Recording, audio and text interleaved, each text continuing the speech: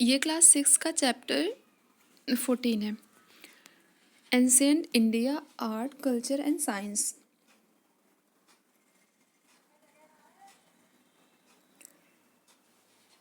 Outline है जिसके बारे में हमें पढ़ना है। Progress in literature, progress in architecture, sculpture and painting. Third point है progress made in other fields. India has a very rich cultural heritage. Bharat के पास एक सांस्कृतिक विविधता है। This rich cultural heritage is the result of continuous development for a long period of history. ये जो समृद्ध सांस्कृतिक विरासत है, ये लगातार इतिहास में लंबे समय तक विकास का परिणाम है। Various rulers who ruled over different parts of the country left their impact on its culture. विभिन्न शासक मतलब बहुत सारे शासकों ने भारत पर राज किया और उन सब ने भारत पर अपने अपने सांस्कृतिक मतलब मुस्लिमों ने जो शासन किया था उसका भी प्रभाव पड़ा हमारी भारतीय संस्कृति पर। और डच, पुर्तगाली मतलब अंग्रेज जो थे और जिनने शासन किया भारत पर, उन सब के जो सांस्कृतिक विरासत थी वो भी क्या हुआ, भारत की अपनी सांस्कृतिक विरासत में मिक्स होती गई। So we find their influence on the art, literature and architecture of ancient India. इसलिए हमें क्या होता है कि हम उनके प्रभाव को, हमारा जो आर्किटेक्चर है, लिटरेचर है, प्राचीन भारत का जो आर्किटेक्चर लिटरेचर है, उन सब पर हम उनके प्रभाव को पाते हैं। फर्स्ट है literature. Literature in ancient India was essentially religious in nature. प्राचीन काल के जो लिटरेचर होते थे वो उनकी प्रकृति मतलब वो धार्मिक होते थे। Yet it is link to life in many aspect. वो मतलब प्राचीन काल के लिटरेचर जो हैं, साहित्य या फिर ग्रंथ होते थे ना, वो धार्मिक होते थे लेकिन फिर भी वो जीवन के विभिन्न पक्षों से जुड़े हुए होते थे। The rich ancient literature comprise the Vedas, Upanishad, Puranas, Mahabharata, Ramayana, Jatak tales, Tripitakas, Angas and Sangam literature. प्राचीन भारत के जो इतिहास हैं, धार्मिक ग्रंथ हैं, उनमें वेद, उपनिषद, पुराण, महाभारत, रामायण, जातक कथा, त्रिपिटक, अंगस और संगम, ये सारे साहित्य सम्मिलित हैं। We have told you about some of these during the course of this book. इन सब के बारे में, इनमें से कुछ के बारे में जब ये चैप्टर स्टार्ट हुआ था, मीन्स फर्स्ट चैप्टर में बताया गया है। Let's no in brief about the others. अब हम इसके बारे में जो और अन्य हैं मतलब जिनके बारे में नहीं बताया गया, उनमें हम उनके बारे में संक्षेप में पढ़ेंगे। The Vedas. The Vedas are the earliest literacy work that we have. The Vedas are 4 in numbers and they contains hymn in praise of different gods and goddesses. वेद जो है ये मुख्य रूप से 4 वेद हैं और इनमें विभिन्न देवी देवताओं की प्रार्थना आराधना कैसे करना है, इन सब का वर्णन किया गया है या उनकी प्रशंसा में लिखा गया है। They came into written form much later. ये रिटन फॉर्म में मतलब लिखित रूप में तो बहुत बाद में आए हैं। They are written in old or Vedic संस्कृति, और ये जो है ये ओल्ड वैदिक संस्कृति में इनका जो मतलब वेद जो हैं वो लिखे गए हैं, वैदिक संस्कृत में लिखे गए हैं। Along with the Vedas, the other series of texts were the ब्रह्मानस। वेद के साथ ही साथ क्या है, या वेद के अतिरिक्त ब्रह्मानस भी लिखे गए हैं। The other series of text were Brahmanas, दूसरे हैं ब्रह्मानस है। These were the commentaries on the Vedas. ये वेदों पर, ये कमेंट्रीज मीन्स होता है टीकाकरण, मतलब जो वेद हैं इन पर टीकाएं की गई हैं। ब्रह्ममानस वे ग्रंथ है जो जिसे वेदों पर टीका करके लिखा गया है, या वेदों का ये टीका है। These were the commentaries on the Vedas. Each Veda has a separate Brahmanas, और हर वेद का अपना ब्रह्ममानस है। Almost the entire brahmanical literature is in Sanskrit, और अधिकतर जो ब्रह्मानिकल लिटरेचर है, ब्रह्मानिकल वो जो है वो उसमें लिखे गए हैं संस्कृत में।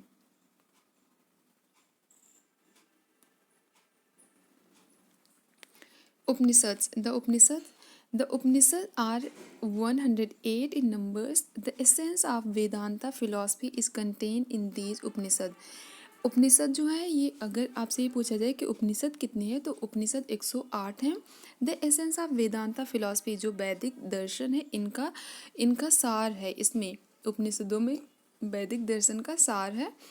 इस content in these Upanishad. Next है पुराणास। द वर्ड पुराना मीन्स ओल्ड। पुराना का मतलब होता है ओल्ड, मतलब प्राचीन या पुराना।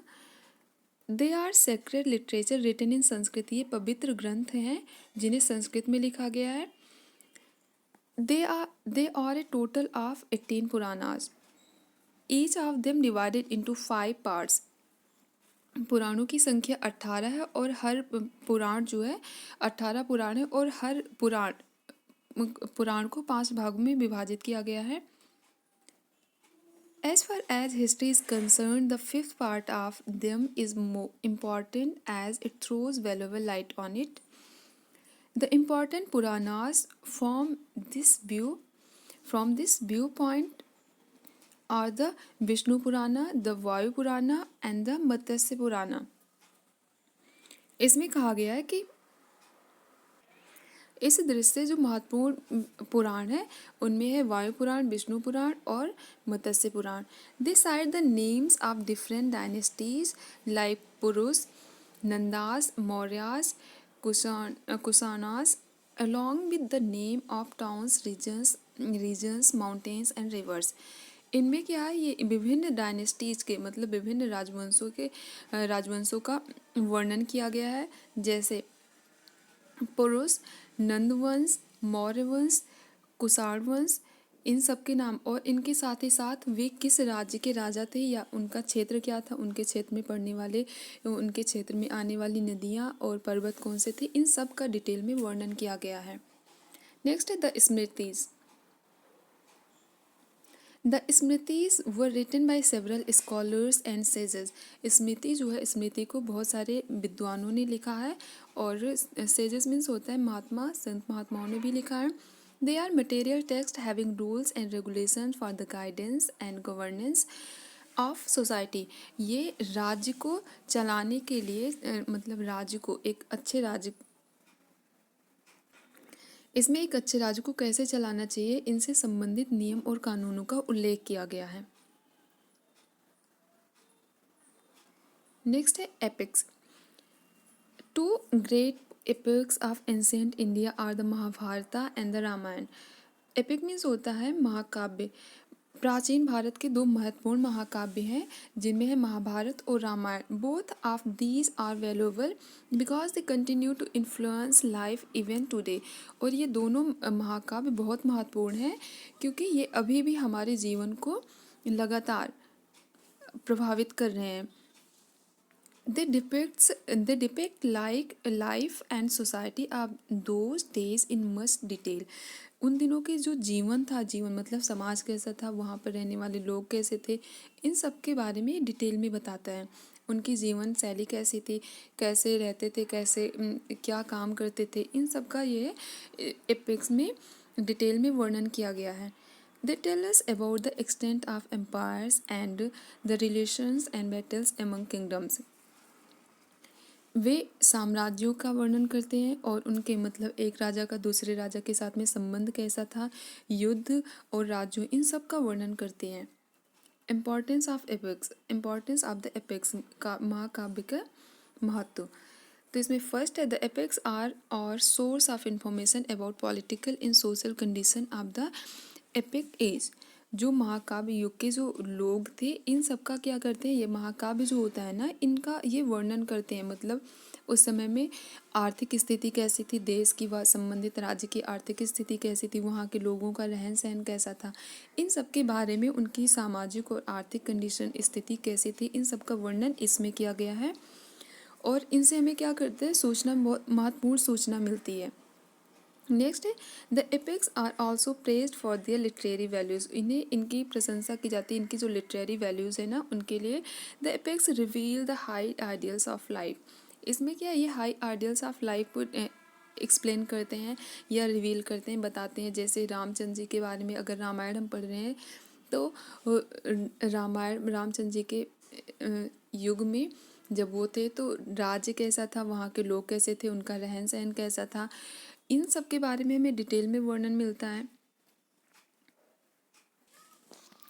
Buddhist and Jain text. The Buddhist literature flourished during the ancient period. Buddhist literature है ये प्राचीन काल में फ्लोरिश हुआ था, उन्नति पर था। The Tripitaka and the Jataka tales were composed during this time. Tripitaka और जातक कथा जो है ये इसी टाइम पे लिखे गए थे। Similarly the Jain text called Angas provide valuable historical information about those times. और सेम एज मतलब ठीक इसी तरह जो जैन ग्रंथ था, जैनियों का जो ग्रंथ था जिसे अंगस कहा जाता है, प्रोवाइड वैल्यूएबल हिस्टोरिकल इंफॉर्मेशन, वो ऐतिहासिक महत्वपूर्ण ऐतिहासिक जानकारियाँ देते हैं उस समय की। नेक्स्ट है Sanskrit and other text.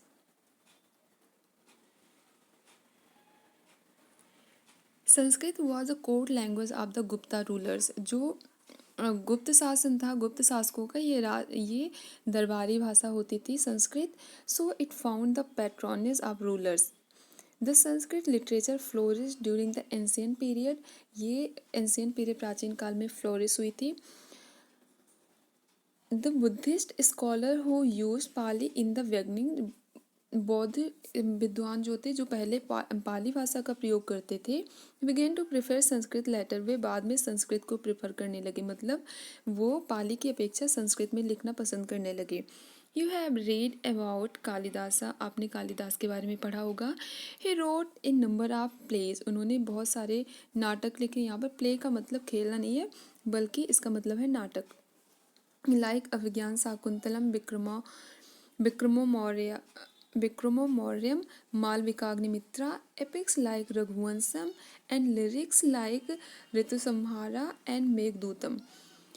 Kalidas ji ने बहुत सारे नाटक लिखे हैं जिनमें से अभिज्ञान शाकुंतलम, विक्रमो मौर्यम, मालविकाग्निमित्रा ये सारे संस्कृत में है, और एपिक्स महाकाव्य भी लिखे हैं जिसमें से रघुवंशम, ऋतुसंहारा एंड मेघदूतम है। These works are fine specimen of literature, ये उस समय के जो ग्रंथ होते थे ना उनके महत्वपूर्ण या फिर अच्छे कह सकते हैं स्पेसिमेन है। They also provide important information about the ancient period, ये प्राचीन काल के बारे में महत्वपूर्ण जानकारियाँ देते हैं हमें। In addition to these, a number of other works were written during this period. इनके अतिरिक्त जो है बहुत सारे अन्य ग्रंथ भी लिखे गए हैं। इस दैट जैसे मुद्रा राक्षस बाई विशाखा दत्ता, मुद्रा राक्षस विशाखा दत्त ने लिखा है। मतलब कालिदास जी का जो वर्णन किया गया कि इन्होंने लिखे थे लिटरेचर, इसके अलावा भी बहुत सारे लिखे गए हैं जिसमें से मुद्रा राक्षस by Kalidasa, the Amar Kosha by Amar Singh and the Mrichchhakatikam by Shudraka and the Panchatantra by Vishnu Sharma, जिसमें से है विष्णु दत्त ने मुद्रा राक्षस लिखा है, अमर कोश को अमर सिंह ने लिखा है, मृच्छका जातकम ये शुद्राका ने लिखा है, एंड पंचतंत्रा ये लिखा था विष्णु शर्मा ने। द अष्टाध्यायी बाई पाणिनि, ये है हिंदी में पढ़ेंगे इसे पाणिनि कहते हैं लेकिन इंग्लिश में पाणिनि पढ़ेंगे। The Ashtadhyayi by Panini and the Arthashastra by Chanakya are fine works of literature on grammar and polity respectively.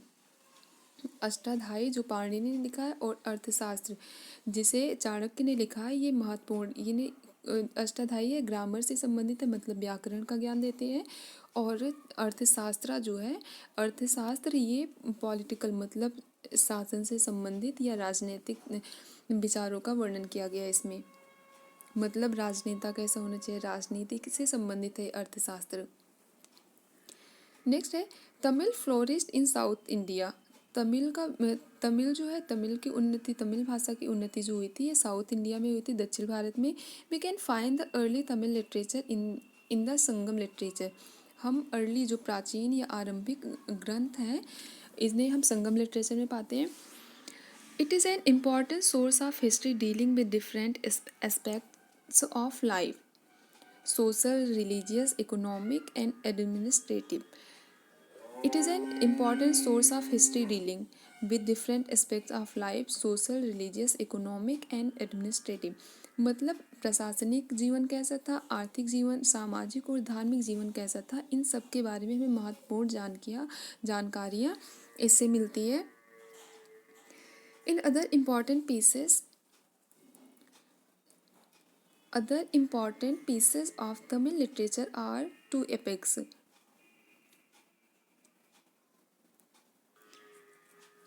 Other important pieces of Tamil literature are two epics.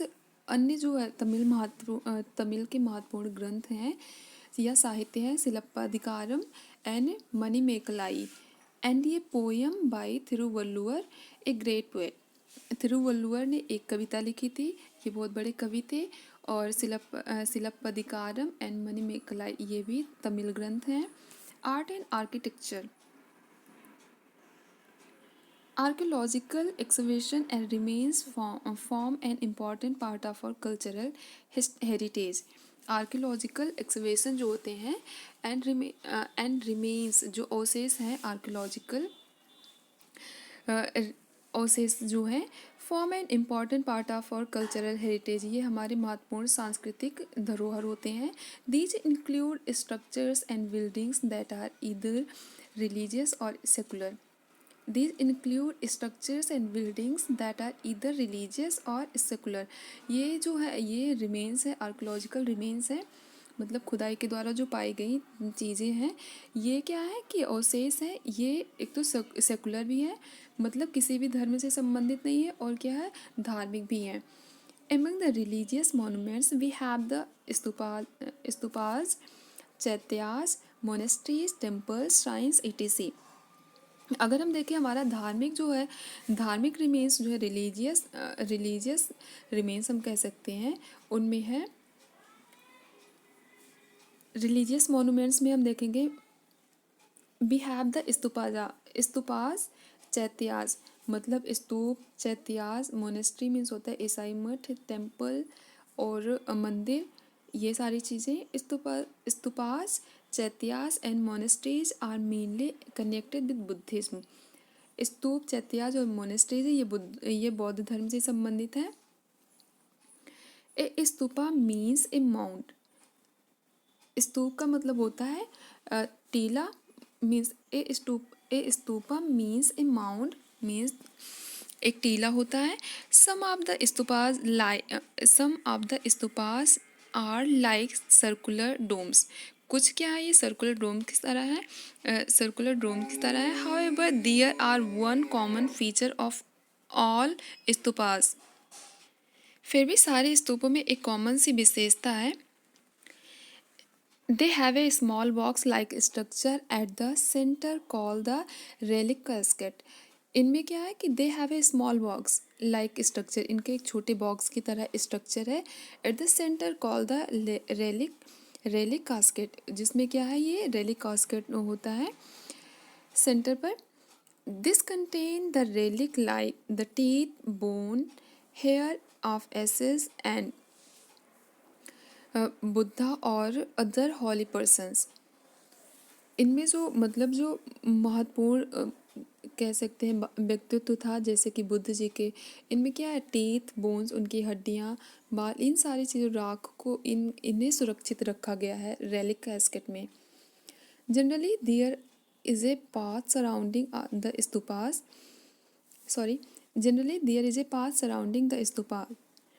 It has railing and gateway beautified by sculptures. This is known as the Pradakshina Patha. It has railing and gateways beautified by sculptures. मतलब इनकी जो railing होती है, मतलब ये जो stupas है, स्तूप वगैरह है, इनमें रेलिंग जो होती है उनमें क्या होता है, और एक खूबसूरत सा जो गेट होता है, उसे बहुत अच्छे जो गेट होता है बहुत खूबसूरती से मूर्तिकला के द्वारा इसे सजाया गया है। दिस इज़ नोन है, जिसे क्या कहा जाता है, प्रदक्षिणा पाठा कहा जाता है, प्रदक्षिणा पाठा कहा जाता है। नेक्स्ट है important stupas are found at Sanchi Madhya Pradesh and Amravati Maharashtra. महत्वपूर्ण जो स्तूप पाए गए हैं वो सांची मध्य प्रदेश में है और अमरावती महाराष्ट्र में। यहाँ पाए गए, मतलब सांची और महाराष्ट्र अमरावती में पाए गए हैं। सांची मध्य प्रदेश में स्थित है और अमरावती महाराष्ट्र में। नेक्स्ट वन है केव architecture. The development of the cave architecture is an important phase in the history of ancient India. The development of cave architecture is an important phase in the history of ancient India. More than 1,000 caves have been found in different parts of the India. Parts of India. Prominent among these are at Nasik, Karle, and Vedsa. Lovely chaityas halls of worship. जो चैत्याज होता है इसका मतलब होता है halls of worship, मतलब ऐसा स्थान जहाँ पर पूजा की जाती है। विहाराज मोनेस्ट्रीज, मठ जो होते हैं। Mandapam rathas and cave temples have been cut out of a rock. बहुत सारी चीज़ें अगर हम केव आर्किटेक्चर में देखेंगे तो इसमें बहुत सारे गुफाएं हमें मिली हैं, जिनमें क्या है कि जो हमारे इतिहास को जानने का एक महत्वपूर्ण स्रोत है। और लगभग हज़ारों तो गुफाएं पाई गई हैं। Have been found in different parts of India. भारत के विभिन्न भागों में हज़ारों गुफाएं पाई गई हैं। Prominent among these are at Nashik, Karle, और उनमें से जो कुछ महत्वपूर्ण है वो नासिक, करले में जो पाए गए हैं। बेतसा, नासिक, करले एंड बेतसा। लवली चैत्यास, बहुत सारे खूबसूरत चैत्याज हैं। Halls of worship, viharas, monasteries, mandapam, rathas and cave temples have been cut out of rock. ये चट्टानों को काट कर बनाई गई हैं। Temples of north India. उत्तर भारत के जो मंदिर हैं उनके बारे में पढ़ेंगे। In the north India many remains of the temples dating back to the modern period have been found. In the north India, उत्तर भारत में many remains of the temples, बहुत सारे मंदिरों के अवशेष पाए गए हैं। Dating back to the modern period have been found. The deities included Vishnu, Shiva and Durga. ये ध्यान देने वाली बात है कि अगर हम पढ़ रहे हैं नॉर्थ इंडिया के टेम्पल्स के बारे में, मीन्स उत्तर भारत के जो मंदिर हैं उनमें किनके भगवान की पूजा होती थी। तो विष्णु जो मंदिर पाए गए हैं अवशेष के रूप में, उसमें विष्णु भगवान, शिव भगवान और दुर्गा माँ के मंदिर पाए गए हैं। The Bodh Gaya temple Bihar and the Nalanda university were built during the late Gupta period. Bodh Gaya जो है बिहार में है एंड नालंदा यूनिवर्सिटी ये लेट गुप्ता पीरियड में बनाए गए हैं। Next, temples of south India. In South India, beautiful stone temples and cave shrines found at Aihole in Badami belong to the early Chalukyan period. In the south India, दक्षिण भारत में beautiful stone temples, बहुत सारे पत्थर के मंदिर पाए गए हैं। एंड केव श्राइन्स, और गुफाएं भी पाई गई हैं। फाउंड एट आईहोल में and Badami belong to the early Chalukyan period. जो अर्ली मतलब आरंभिक चालुक्य शासन समय की हैं। This temples are dedicated to Vishnu and Shiva. और ये जो मंदिर पाए गए मतलब साउथ इंडिया में जो मंदिर पाए गए हैं अवशेष के रूप में, ये उन्हें भगवान विष्णु और शिव भगवान को समर्पित थे। मीन्स अगर हम नॉर्थ इंडिया के मंदिरों की बात करें जो अवशेष रूप में पाए गए हैं, उनमें भगवान विष्णु, शंकर भगवान और माँ दुर्गा की मूर्ति मंदिर पाए गए हैं। जबकि दक्षिण भारत के मंदिरों की बात करूं कि जो अवशेष के रूप में पाए गए हैं उसमें विष्णु भगवान और शंकर भगवान का है। The monolithic temples like the ratha and shore temple at Mahabalipuram were built by the Pallava rulers. Monolithic means होता है एक पत्थर का, तो जैसे ऐसा मंदिर जो एक पत्थर पर बना हो, लाइक द रथा, जैसे रथ, and shore temple at Mahabalipuram का जो शोर टेम्पल है were built by the Pallava, और इसे बनवाया है पल्लव शासकों ने बनवाया है। The rathas were carved from a single massive stone. ये जो रथ एक बड़े से पत्थर से बनाए गए, बड़े से विशाल से पत्थर पर बनाए गए हैं, मतलब पत्थरों को काट कर उनकी बनाए गए हैं। There are 8 rathas of which Draupadi ratha is the smallest while the Dharmaraja ratha is the largest. अगर हम रथ की बात करें तो ये जो रथ मंदिर है ना, इसमें ये 8 रथ हैं, जिसमें से जो जो द्रौपदी रथ है वो सबसे छोटा है, while the Dharmaraja Rath is the largest. जबकि जो धर्मराज का रथ है ना वो सबसे बड़ा है। द सोर temple built with bricks and mortars consist of 3 shrines, of which 2 are dedicated to Shiva and one to Vishnu. The Solar Temple built with bricks and mortars. जो सोर टेम्पल है ना, ये मोर्टार मीन्स होता है गारा या चूना। ये जो ईंट और गारे चूने से बनाए गए हैं of 3 shrines, of which 2 are dedicated. और इसमें ये 3 मंदिर हैं, जिसमें से 2 तो शंकर भगवान को डेडिकेट किया गया, समर्पित किया गया है, और एक विष्णु भगवान को। The temples at Kutch and Madurai have lofty gateway called gopuram.